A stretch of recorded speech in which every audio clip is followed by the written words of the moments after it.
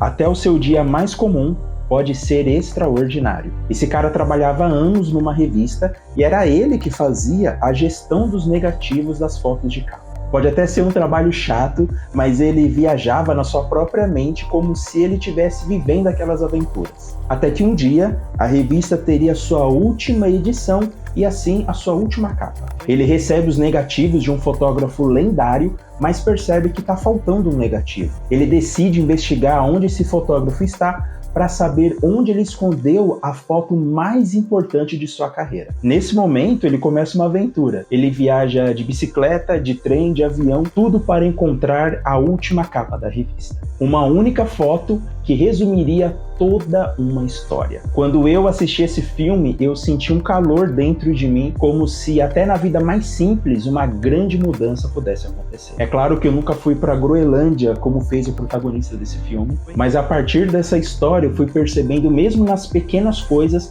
como tudo dava sentido para a vida. E esse é o poder de uma história, ela muda você, faz perceber coisas que passariam batido. E eu sempre me encantei por cinema e por filmes justamente por isso.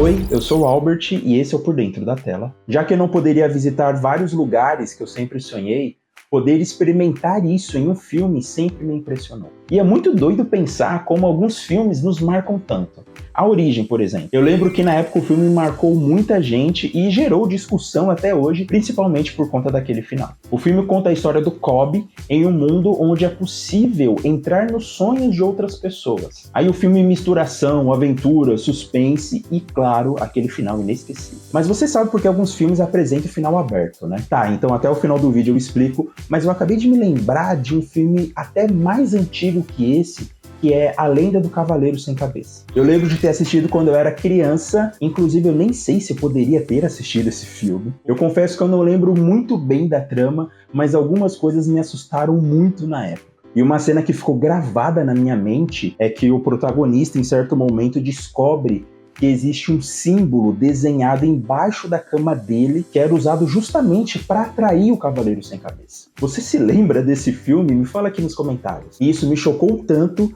mas não tanto como o Sexto Sentido.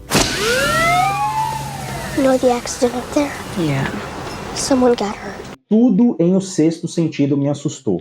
A cabana do protagonista, que ele deixava no meio do quarto dele, cheio de imagem de santo, e no final não adiantou de nada, porque foi invadido por uma fantasma. E também tinha uma fita com uma filmagem que comprovava que uma menininha foi envenenada com a sopa. Esse filme foi assustador, mas ao mesmo tempo muito bom. E eu acho que foi a partir desse filme que eu comecei a me interessar pela filmografia dos cineastas. O Sexto Sentido, por exemplo, né, que é do M. Night Shyamalan, que fez também O Corpo Fechado e que fez também Sinais. E Sinais é um filme de suspense que a gente percebe as características desse diretor, que mistura mistério, suspense, ao mesmo tempo que não é comum, trazendo um pouco do extraordinário, algumas histórias que fogem da lógica humana, mas sempre trazendo um ponto de virada surpreendente. E eu acredito que é por aí que essas obras acabam influenciando a gente de alguma forma. Para algumas pessoas, assistir filmes em uma certa época da vida ajudou a consolidar os seus gostos. Tem gente que gosta mais de romance, ação, ficção científica, e eu sempre tentei assistir um pouco de tudo, em primeiro lugar porque eu sou apaixonado por cinema, e eu, real, não tenho preconceito com filme blockbuster ou filme cult, até porque eu cresci assistindo Star Wars, e eu curtia demais o universo da história. Os primeiros filmes que eu vi, ainda criança, foram os episódios 1 e 2, depois eu assisti a trilogia clássica, e aí sim eu acabei assistindo o episódio 3.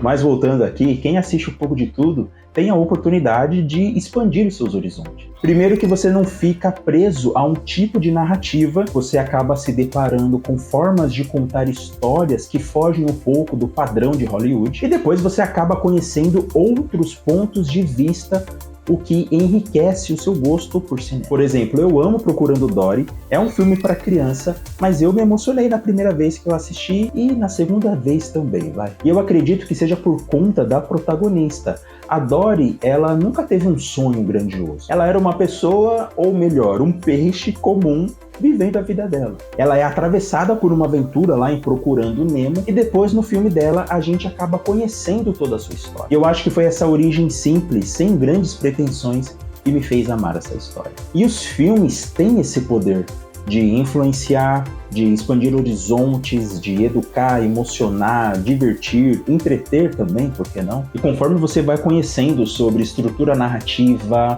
linguagem cinematográfica, arquétipos, você percebe que o cinema está em tudo. Ou melhor, contar histórias está presente em tudo, né? Desde criança a gente é atravessado por várias histórias e você já parou para pensar como isso te afeta? Eu poderia ficar aqui falando mais sobre filmes que marcaram a minha infância, a minha adolescência. Quem sabe num outro vídeo eu possa fazer isso. E pode ser que algum filme dessa lista você não tenha assistido, então faz o seguinte, salva esse vídeo aqui para você poder voltar para ele, para você não se esquecer desses filmes, como por exemplo, o filme de abertura desse vídeo, que é A Vida Secreta de Walter Mitty. E lembra que eu te falei que eu ia te explicar sobre por que alguns filmes têm finais abertos? Então, nesse vídeo aqui eu falo sobre tudo isso, e nesse outro sobre outras estruturas narrativas do cinema. E até a próxima.